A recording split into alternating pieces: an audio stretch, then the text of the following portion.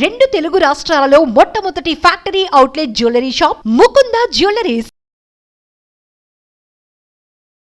Welcome to Suman TV.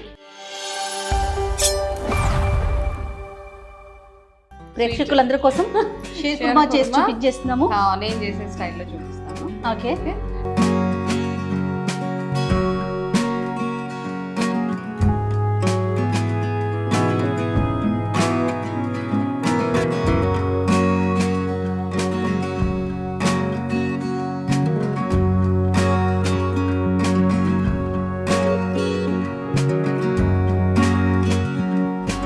చాలా చాలా tasty and delicious and healthy. ఈ మూడు, ఎందుకంటే అందులో మనం వేసే ఇంగ్రీడియంట్స్ అట్లాంటివి కాబట్టి చాలా సూపర్ గా ఉంటది. సూపర్. సో మా పాలు ఆల్రెడీ మరుగుతున్నాయి. అవును. సో ఫస్ట్ ఏంటంటే మనం ఎంత థిక్గా పాలు ఉంటే అంత బాగుంటుంది. కొంచెం చిక్కటి పాలు ఇలా మరుగుతున్నప్పుడు మీగడ తీసి అందులో వేస్తానే ఉండండి మీరు. ఓకే.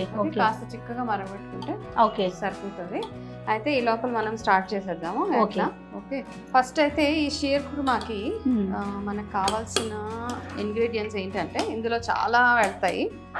డ్రై ఫ్రూట్స్, నట్స్, ఇవి కాజు, ఇవన్నీ యాక్చువల్గా మనం ఒక 6 hours నానబెట్టుకొని తర్వాత వాటిని ఉంచి చాలా ఈ డిష్లోకి నానబెట్టుకున్న డ్రై నట్సే బాగుంటాయి అన్నమాట. సో ఇది జీడిపప్పు, ఇది చిరోంజి అంటారు కదా, ఇది అక్కర్లేదు, ఇది నానబెట్టక్కర్లేదు, ఇది డైరెక్ట్ గా వేయచ్చు. ఇది ఏంటంటే ఇది బాదం నానబెట్టి సన్నగా కట్ చేసుకున్నాను, పీల్ చేసేసి పక్కలు తీసేసి. ఇది పిస్తా. ఇంపార్టెంట్ ఇంగ్రీడియంట్ షేర్ కుర్మాలో ఏంటి చెప్పండి? నెయ్యి. I think so.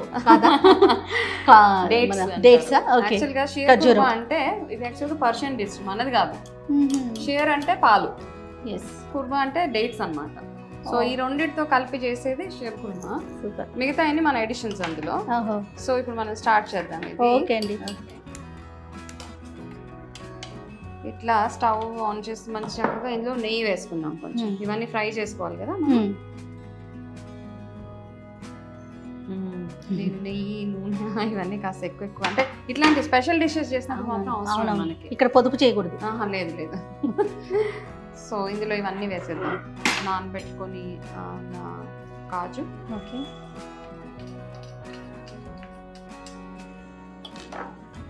ఈ డ్రై ఫ్రూట్స్, పిస్తా అది కలుపుతానే ఉండండి పాలు. ఓకే అండి. అందులో కాస్త ఇలాచీ పౌడర్ వేసేస్తారా? వేసేద్దామా? కొంచెం ఫ్లేవర్ వచ్చేస్తుంది. మొత్తం వేసేనా? వేసేయండి. ఇది బాదాం, ఆల్మండ్స్, ఇవి డేట్స్. ఇవి యాక్చువల్గా డ్రై డేట్స్ అండి, ఎండు ఖర్జూరాలే. నానబెడితే బాగుంటుంది అనమాట దాని ఫ్లేవర్. ఇది చిరోంజి, ఇవి వేసేసి ఇవి బాగా ఫ్రై చేసేద్దాం చక్కగా.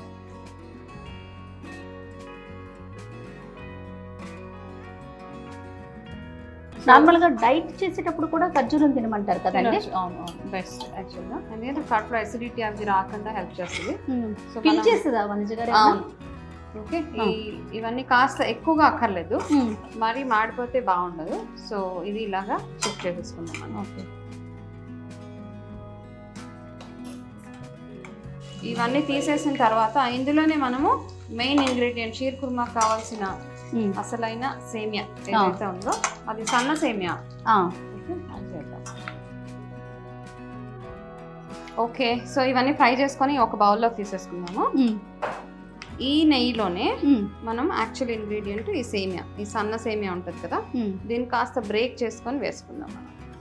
పాలు స్టవ్ ఆఫ్ చేసేమంటారా? పాలు ఆపేసేయండి. సో ఇందులో గుర్తుపెట్టుకోవాల్సింది ఏంటంటే ఇది ఎక్కువ వేస్తే మరీ చిక్కగా దగ్గరికి అయిపోతుంది అనమాట. సో ఇది ఎంత తక్కువ వేస్తే, ఇందులో చాలా డ్రై ఫ్రూట్స్ ఉండాలి, తక్కువ సేమియా ఉండాలి. అట్లా అంటే జస్ట్ తొందరగా ఫ్రై అయిపోతుంది. అది రోస్ట్ చేసుకోవడం అంటే మనం పాలు మన ఇష్టం. మనం అంతకుంటే మనం 1 లీటర్ తీసుకున్నాం కదా, 1 లీటర్కి ఒక 50 to 100 grams ఆఫ్ ఈ సేమియా సరిపోతుంది. కొంచెం కాస్త ఇంత అంతే. మిగతా అంతా డ్రై ఫ్రూట్స్ కదా. అవునవును. చాలా, లేకపోతే ఏమవుతుందంటే ఒక ముద్దలాగా గట్టిగా అయిపోతుంది, బాగుండదు. ఈ పాలు మరుగుతున్నాయి కదా. అయిపోయిందండి, స్టవ్ ఆఫ్ చేశాను. ఓకే. ఇది కాస్త ఫ్రై అవ్వగానే అందులో వేసేద్దాం మనం. సో ఇది చూడండి కొంచెం డ్రై రోస్ట్ అయింది కదా. దీన్ని ఈ సేమియాని ఇప్పుడు అందులో వేసేద్దాం. ఓకే. ఇది ఇందులో వేసేద్దాం. ఓకే.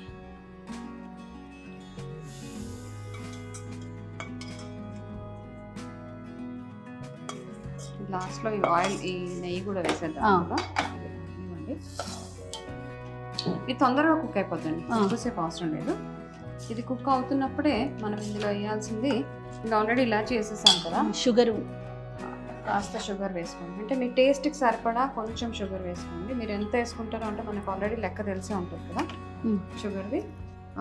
నేను 1 లీటర్ పాలకి ఓన్లీ ఒక 50 గ్రామ్స్, ఎందుకంటే ఇందులో మనం ఇప్పుడు మిల్క్ మేడ్ యాడ్ చేస్తాం, అది ఇంకొంచెం స్వీట్నెస్ వస్తుంది కదా. సో ఒక 50 to 80 గ్రామ్స్ షుగర్ సరిపోతుంది ఇందులో. ఇది మరుగుతున్నప్పుడు ఇందులో వేయాల్సింది కుంకుమ పువ్వు, ఆల్రెడీ నానబెట్టి పెట్టుకున్నాను. ఓకే. సో ఇది వేసేద్దాము. ఇది అవుతుంది కదా, అంటే ఒక్కటే గుర్తుపెట్టుకోవాల్సింది ఏంటంటే చాలా తక్కువ సేమియా వేయాలి. ఎక్కువ సేమియా వేస్తే గట్టిగా అయిపోతుంది. సో షీర్ కుర్మా టేస్టే రాదు. షీర్ కుర్మా ఎంత పాలు ఎక్కువ ఉంటే అంత టేస్టీగా ఉంటుంది అది. ఓకే. అండ్ ఇందులో మనం ఇప్పుడు కొంచెం మిల్క్ మేడ్ యాడ్ చేద్దాం, ఒక 50 to 100 గ్రామ్స్. ఇది ఇంకా ఫ్లేవర్ యాడ్ చేస్తుంది అనమాట, ఒక థిక్ క్రీమీ టెక్స్చర్ లాగా వస్తుంది. సో అందుకే మనం షుగర్ కూడా మానేయచ్చు. యాక్చువల్గా ఇది వేసుకున్న వాళ్ళు షుగర్ మానేయచ్చు. నేను ఫెస్టివల్ కాబట్టి షుగర్ వేయాలి కాబట్టి వేసాను. Okay okay okay. ఇది కాస్త అవ్వనివ్వండి. కొంచెం వేస్తారా?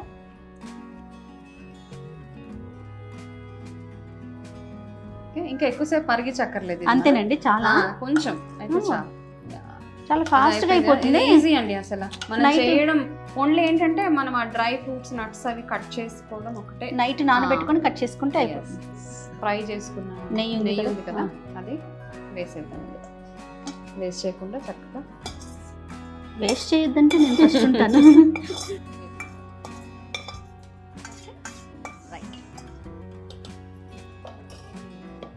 అయిపోయిందండి, రెడీ అయిపోయింది. ఏమైనా కొంచెం అరోమా అలాంటిది ఏమైనా ఉందా? బాగా వస్తుంది స్మెల్. సో ఇది మనం స్టవ్ ఆపేద్దాం ఇప్పుడు. ఓకే. ఆల్మోస్ట్ అయిపోయింది. ఈజీ అసలు. యాక్చువల్గా అన్ని రెడీగా ఉంటే మనకి 8 to 10 minutes లో అయిపోతుంది. అవును. ఇప్పుడు దీన్ని ఏం చేద్దామంటే చక్కగా ఒక మంచి బౌల్లోకి షిఫ్ట్ చేసుకుందాం, గ్లాస్ బౌల్లోకి. అది చూసారా, పాలే ఎక్కువ ఉండాలి యాక్చువల్గా. ఇప్పుడు ఈ డ్రై ఫ్రూట్స్ అంతా మనం నానబెట్టి ఫ్రై చేసి ఇవన్నీ ఉన్నాయి కదా, ఇవన్నీ ఇందులో వేసేద్దాం.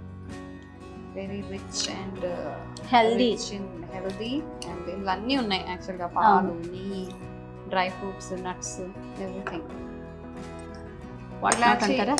అంతే కదా. నెయ్యి ఇది ఒక కప్పు తింటే ఇంకా ఆకలేదు, చాలు. రెడీ అయిపోయిందండి. సో రెడీ అయితే అయిపోయింది. సూపర్.